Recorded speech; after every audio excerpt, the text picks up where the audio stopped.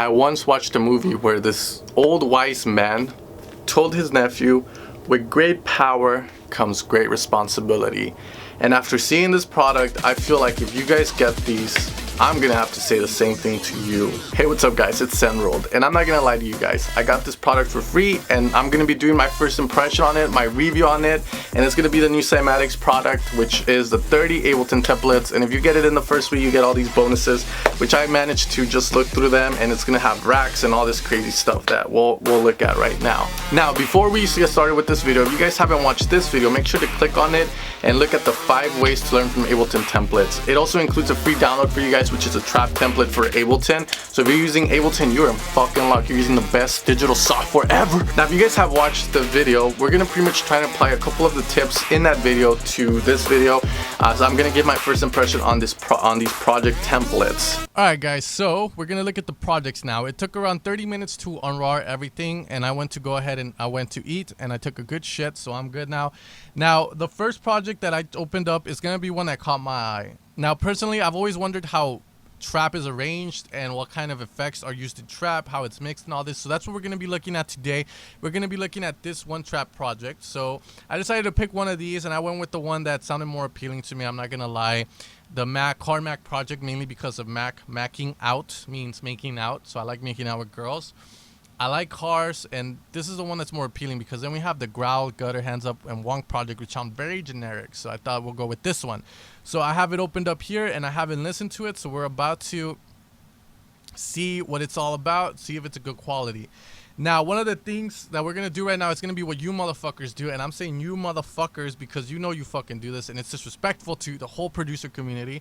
Your best friend sends you a song and you listen to it. But what you do is you skip the intro. You hear a little bit of the break and skip to the drop. And then you hear a little bit of the drop and send him a message saying, oh, it's a sick track. Or it's a banger. You better fucking release this.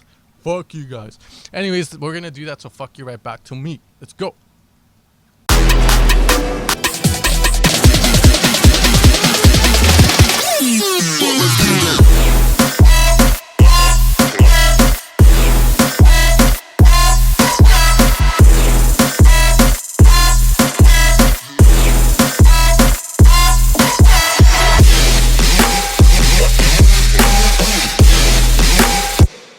If you don't know how to dance, you're at a club hearing trap, just do this. That's all you have to do, guys. Get all the bitches. Anyways, back to the project file, which is more important than girls. Now, as we can see, the project is of good quality. One of the things, though, that I was noticing is the way it's laid out. Pretty much here we can see it's laid out for us, the arrangement. We have intro 1.1, 1.2, 1.3, a build, and a drop. Now, the cool thing that I notice here is that the layout is pretty similar to house music, to trance, to stuff that I used to make. Usually in progressive house and in, in electro house, the intro would be like around a minute long. When that's at 128 BPM, that means it's about 33 bars long. So by 33, you should have the drop. And as you guys can see here, we have our first drop here. Our buildup starts 8 bars before 33, so 33 minus 8 is 25. 25 and 128 BPM is going to be around the 45-second mark, so we have a 15-second buildup. Here, it's going to be a little less shorter because it's moving faster. It's at 150 BPM. So it's nice to see that. Now, the thing here that I wanted to note is just the way it sounds. It sounds professionally mastered and mixed. That's the crazy thing. It sounds fucking loud, which is what we want to go with a lot of the times in dance music. Now, if we go into the master, this is going to look fucking different compared to my masters. Here we have a master EQ1. We have a multi-band compressor, and we have a glue compressor and an OTT. Now, one of the things to know here is that if we go into the audio effects and go into the multi-band compression, and we look at the plug at the presets, we don't have standard master 1. So one of the things we can do is we can obviously, if you think this master sounds good, like you can see what it does to the track. So we're gonna see what it does.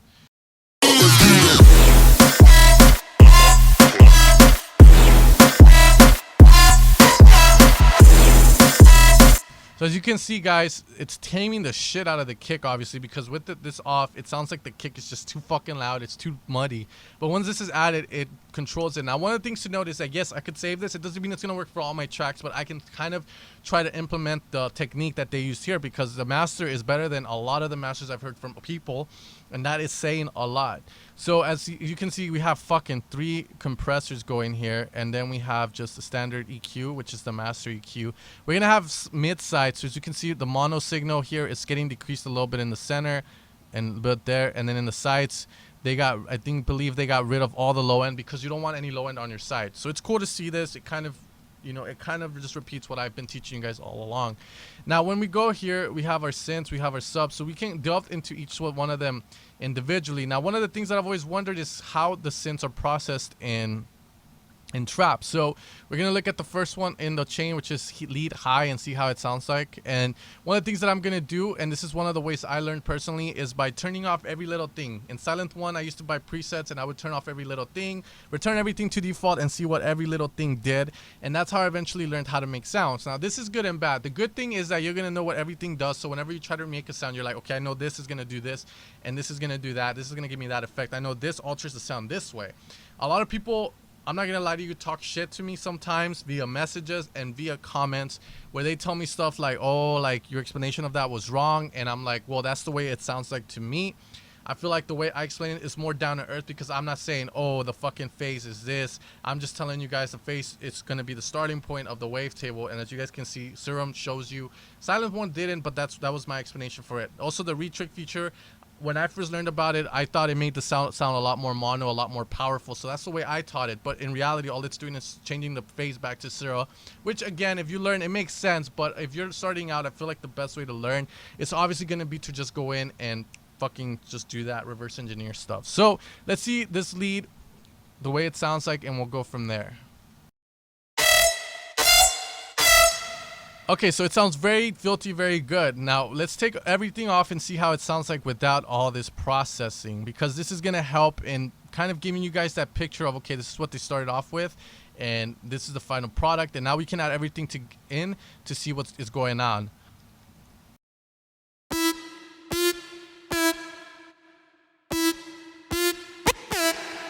So pretty much it's just a standard sawish sound that has been PWM'd. I can tell straight away. So let's see what each one does. So we're gonna turn the Moscow on and see what that does.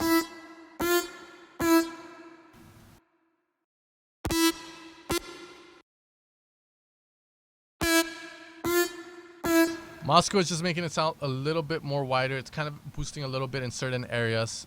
The enhance, I already know what it does. It's an overdrive feature. It's gonna add a lot of more brightness to the sound. It's also gonna distort in some way, so let's see if that's what it does.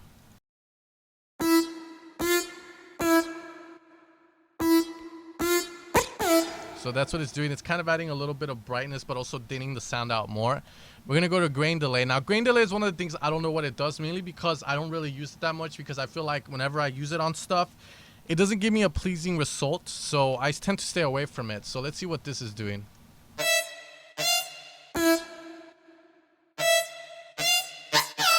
So that is fucking cool. I didn't know you could do that with the grain delay. So pretty much here I learned something new. I'm like, okay, the grain delay is doing that. Let's fuck with it. Let's see what's going on.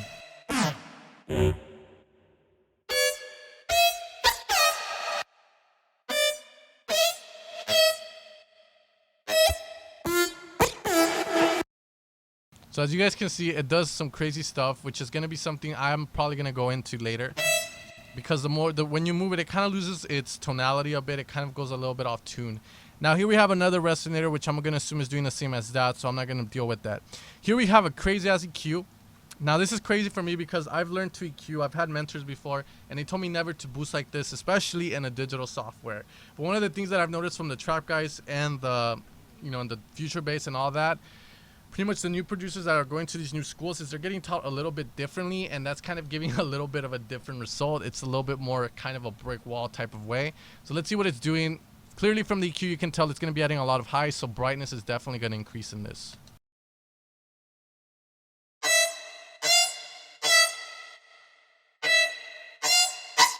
So brightness is hella increased. Now we're going to go with the saturator here. Now, this is oversaturating, and distortion is technically saturation, but it's overdone saturation. So I'm assuming this is going to just distort the shit out of the sound. So let's see what it's doing.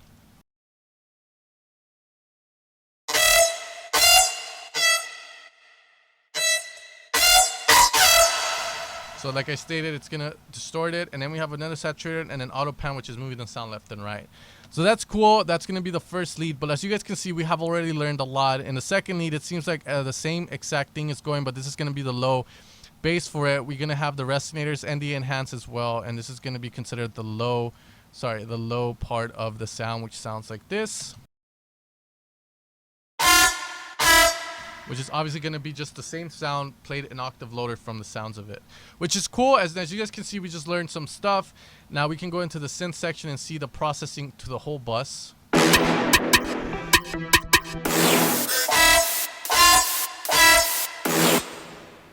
Now, as you guys can see, here's bus for sys, which this has a name. So if we were to save this, we could probably bus for synth groups. So here we have a bus for synths. So let's say you think this sounds good.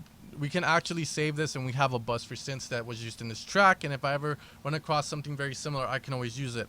Now in the bus for synth section, we can see here some saturation, some compression, some more compression, and finally utility, kind of making this sound a little bit more mono-ish. As you guys can see, it's getting turned to 84%. We have an auto filter, which is just going to be used to filter stuff in and out from the looks of it. Very, very simple stuff. We have the bass clef washout, which is an effect that is being modulated here. That effect of so if you guys want that effect, you can obviously save it and just automate like they did, which is pretty cool if you don't have the effect already. Here we can see there are 3 fucking sidechains going. There's going to be one for kick 1, one for kick 2, and one for the snare. Now, the cool thing about this one is we saw this in the previous video on the 5 ways to, learn from Ableton templates. And this is going to be something that's cool because if you want that snare to pop out, then obviously you're going to filter, you're going to sidechain everything just like you would the kick, which is a cool technique and something that a lot of people go like, oh, I thought you could only sidechain the kick. Oh my God. So this is going to be a cool project. Let's look at one more and that'll be the end of the video. All right, guys. So now we're in the bonus section of the project files and we're going to look at one of them from here because Steven did say that the best ones were in the bonus section. So we're going to be opening up this one called... So let's see what it's about. And this is going to be the last one, guys. And again, if you guys want to purchase this, there's going to be a link below. And I'm also going to provide you guys a free one. If you guys choose to just get the free one for now, it's going to be called the Lowest the Child one. So if you guys haven't gotten that one, make sure to go down below, click on the link and just download it. It's free. And you guys can apply the same things we're applying here to that. Now, if you guys are new to bass house or sorry, future bass and trap, then this is definitely for you. Again, you guys can try it out. It's free. So why not? So let's check this one out and then we'll be done with the video.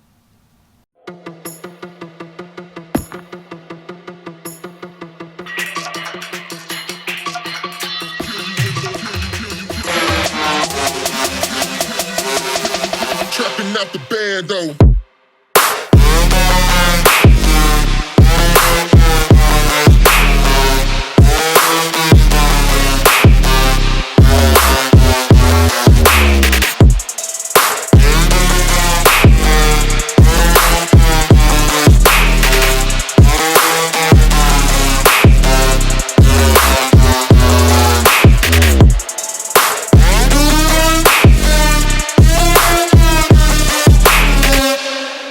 Okay, so this one is fairly new. I like kind of cool, I guess. I like the first one way better, I'm not gonna lie.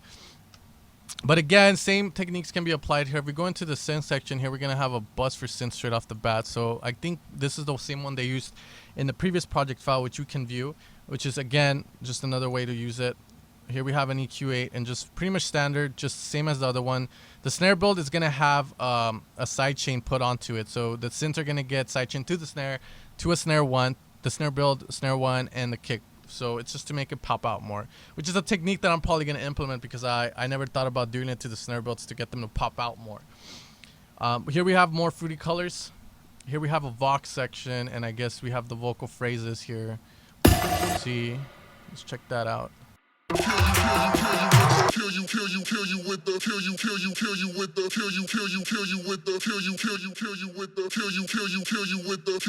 Now the OTT is being used here when EQ8 on the vocals, and on the buzz there's nothing. Bando.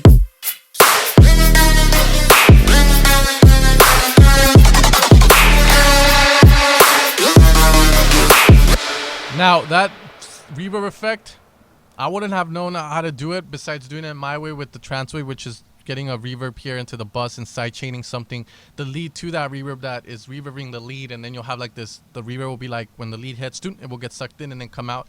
Similar effect, but they're doing it with the bass clef washout, I believe, which is something that we learned in the previous project. So there's so much to learn. As you guys can see, the tracks themselves sound great, and one of the cool things is the fact that here we even have a return, which, you know, is called the, you know, it has a fucking group called Fat 808 Aux 2. So let's see what that's doing before we end the video. I'm kind of intrigued by that.